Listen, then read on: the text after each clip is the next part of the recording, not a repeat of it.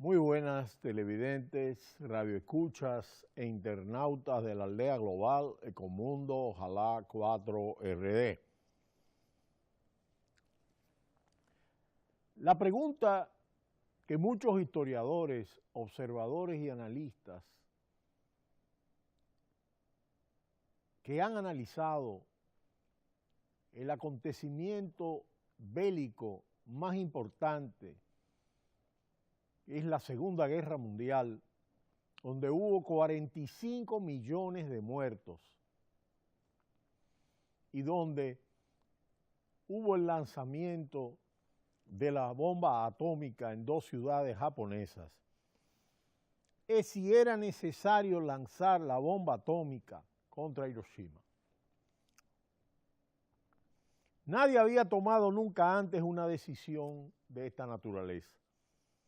Hasta el momento ninguna otra persona lo había hecho y nadie más ha tenido que convivir con semejantes consecuencias. Para ordenar transformar a toda una ciudad en una sucursal del infierno y en el proceso acabar con la vida de 140,000 seres humanos, en su inmensa mayoría civiles, muchos luego de terribles padecimientos, no puede ser fácil. Eso fue, sin embargo, lo que ocurrió después de que Harry Truman autorizó el lanzamiento de una bomba atómica sobre la localidad japonesa de Hiroshima un 6 de agosto, hace 73 años. La usamos para cortar la agonía de la guerra, para salvar las vidas de miles y miles de jóvenes estadounidenses. Se justificó el presidente estadounidense 3 días después en un mensaje transmitido el día del lanzamiento de una segunda bomba atómica sobre la ciudad de Nagasaki. Y pocos después, el 15 de agosto de 1945, Japón finalmente anunció la rendición incondicional que desde hacía tiempo se le venía exigiendo. Es decir, que en breves días el lanzamiento de estas 2 bombas atómicas produjeron la rendición incondicional de Japón y terminaba así la Segunda Guerra Mundial. Y empezaba un debate que todavía no ha terminado. Efectivamente, muchos todavía consideran que la relativamente rápida rendición japonesa valida la decisión de Truman de recurrir a las armas nucleares. Para ese entonces, los bombardeos de la Fuerza Aérea estadounidense ya habían causado más muertos que lo que eventualmente provocarían los 2 artefactos nucleares y Japón no se rendía.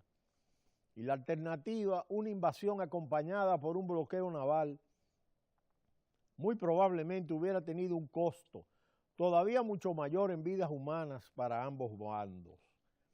Otros, sin embargo, jamás considerarán justificable el uso de armas o estrategias que no discriminan entre combatientes y civiles, y no falta quien considere que lo de Hiroshima fue un crimen de guerra. Pero además, incluso en 1945 muchos estaban convencidos de que una rendición japonesa se podía obtener sin recurrir a las armas nucleares.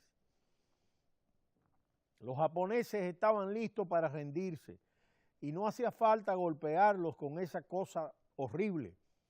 Diría, por ejemplo, años después, Dwight Eisenhower, en aquel entonces máximo comandante de las fuerzas aliadas en Europa, y eventual sucesor de Harry Truman en la Casa Blanca. Y numerosos académicos como Mark Sheldon, profesor de la Universidad de Cornell y editor de Asia Pacific Journal, han llegado a la conclusión de que las bombas no fueron tampoco el factor determinante para que Japón se rindiera. Los japoneses ya habían sufrido la destrucción de la ciudad tras el impacto de las pérdidas de aproximadamente 500.000 de vidas por causa de los bombardeos estadounidenses y no habían parpadeado, reconoció Sheldon. Pero era porque estaban queriendo obtener una pequeña concesión de Estados Unidos que exigía una rendición incondicional, la protección del emperador. Según Sheldon, antes de la detonación de Hiroshima, Japón ya estaba buscando desesperadamente un camino hacia la rendición y para ello había buscado incluso la intermediación de la Unión Soviética, con la que había suscrito un tratado de neutralidad años antes. Pero para el académico los soviéticos no estaban interesados en ayudar a la negociación, pues les ataría más la idea de sumarse al conflicto para hacerse con nuevos territorios y obtener otras ventajas. Y según Tsuyoshi Hasegawa, profesor del Departamento de Historia de la Universidad de California en Santa Bárbara, fue precisamente la posibilidad de un involucramiento soviético lo que terminó de decidir a Truman por el uso de la bomba atómica. La entrada de la URSS habría acelerado el fin de la guerra, pero Estados Unidos ya había empezado a entrar en conflicto con los soviéticos en Europa del Este, por lo que habría preocupaciones, de acuerdo a Hasegawa. Es decir, Truman tenía un dilema y la bomba resolvió ese dilema. En otras palabras, la principal razón para usar la bomba fue forzar a los líderes japoneses a que se rindieran antes de que los soviéticos entraran a la guerra. Las dos cosas están muy conectadas de acuerdo a su razonamiento.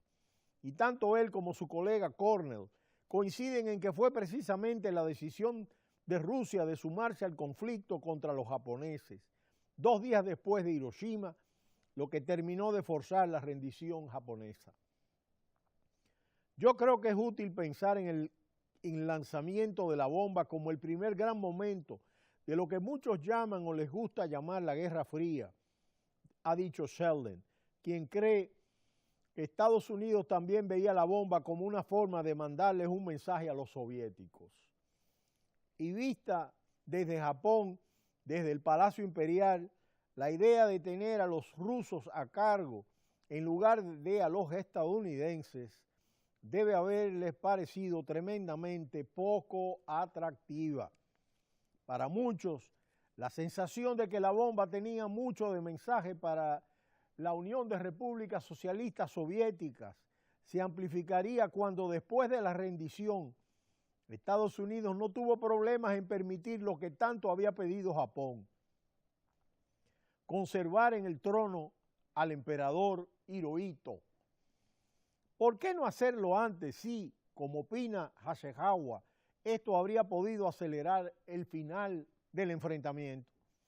Efectivamente, según el académico japonés, si Truman quería terminar la guerra cuanto antes y sin usar la bomba atómica, tenía 2 opciones. 1, podía haber invitado a Stalin a suscribir la declaración de Potsdam que exigía la rendición de Japón.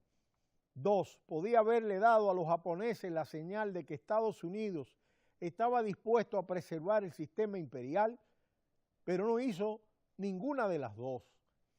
Y para él el sentimiento antijaponés que predominaba en Estados Unidos luego del ataque a Pearl Harbor puede ayudar a entender por qué nunca hizo llegar ese mensaje. Los japoneses empezaron la guerra desde el aire en Pearl Harbor. Ahora les hemos devuelto ese golpe multiplicado. Fue de hecho una de las primeras cosas que dijo Harry Truman, el presidente estadounidense, en el mensaje en el que informó al mundo del ataque contra Hiroshima. La usamos contra aquellos que nos atacaron sin advertencia en Pearl Harbor, en contra de aquellos que han matado de hambre, golpeado y ejecutado prisioneros de guerra estadounidenses, en contra de aquellos que han abandonado cualquier pretensión de obedecer las leyes internacionales de la guerra, insistiría en su mensaje del día del ataque nuclear contra Nagasaki. Y aunque hay otros que piensan que la bomba también fue detonada para justificar los miles de millones de dólares invertidos en el proyecto Manhattan o para permitir su perfeccionamiento, Sheldon no le da mucho peso a esos argumentos. Puede que haya sido un factor, pero no le doy mucho énfasis, dice Sheldon, porque la lógica de usar la bomba para terminar la guerra y la lógica de usar la bomba para enviarle un mensaje a los soviéticos es muy, muy poderosa. Por otro lado, también hay historiadores que disputan la aserción de que Japón estaba listo a rendirse y que Estados Unidos lo sabía. Los japoneses no veían su situación como catastróficamente desesperada. Tampoco estaban buscando cómo rendirse, sino intentando una salida negociada a la guerra que preservara el viejo orden en Japón, no nada más la figura del emperador. Escribió, por ejemplo, Richard B. Frank en un ensayo publicado en ocasión del 60 aniversario de Hiroshima. Y según Frank, gracias a las intercepciones radiales, los líderes estadounidenses también sabían que la paz todavía estaba al alcance de la mano y que Japón todavía tenía que ser golpeado con fuerza para que se rindiera. Realmente, las lecciones que se desprenden de los resultados de la Segunda Guerra Mundial son extraordinarios, pero también son aleccionadores el hecho que hayan surgido las principales instituciones que han logrado establecer un marco de negociaciones para evitar que vuelvan a ocurrir acontecimientos bélicos de tanta trascendencia. Las Naciones Unidas, entre otros, son elementos fundamentales del cual surgió el Consejo de Seguridad y múltiples organismos. Pero será hasta mañana cuando volveremos en Ecomundo, ojalá, 4RD. No le cambie, cita cultural.